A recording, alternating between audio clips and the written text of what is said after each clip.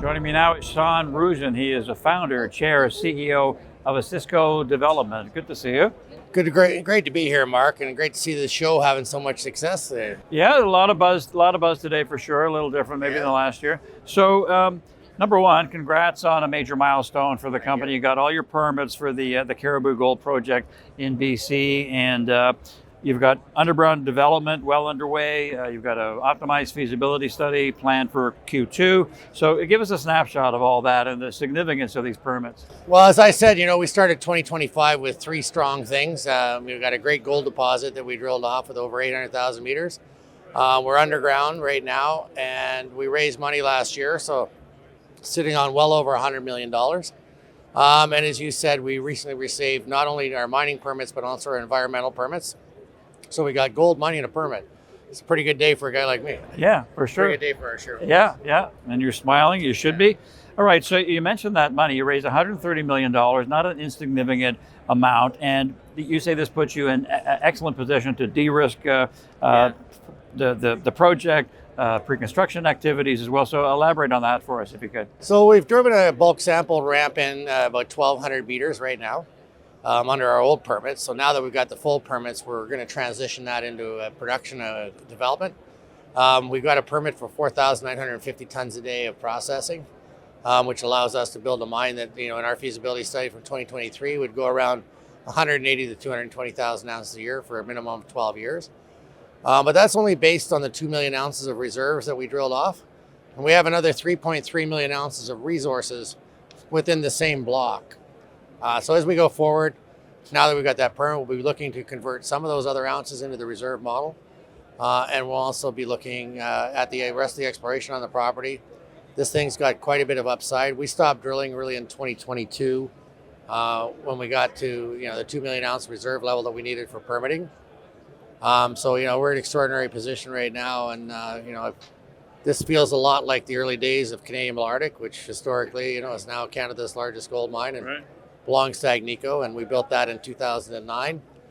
So I kind of feel like we're just, the shareholders should see a good breakout year in 2025, especially now that we're one of the rare companies that actually has a full permit. Right. You've said that project financing will depend on some bulk sample results from in Q1. So give us some more detail there. Sure. So we're in the actual underground right now. We've set the top and bottom sill for what's going to be about a 7,000 ton bulk sample to start with, and possibly a second stope to go a little bit more than that.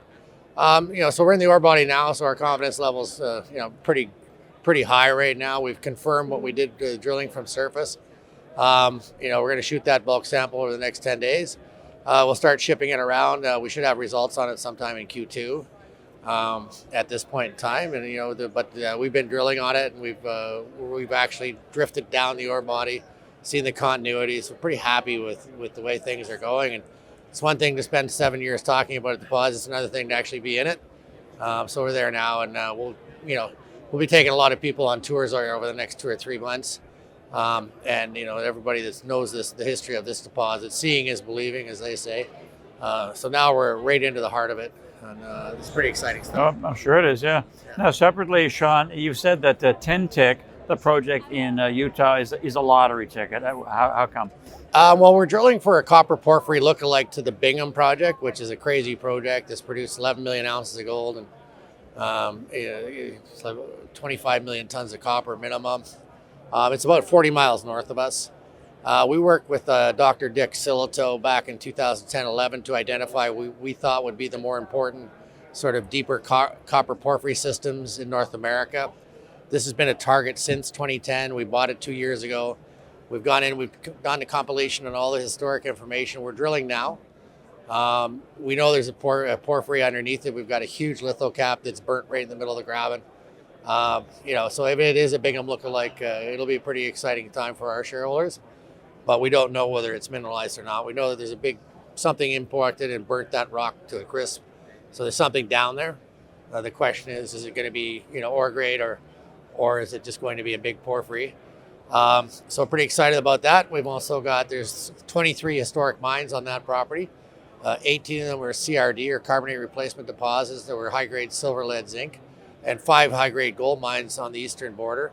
We've got Robert Friedland's Ivanhoe Electric is on our southwest border, and Freeport to the south. This project was run by Kennecott until Rio Tinto bought it.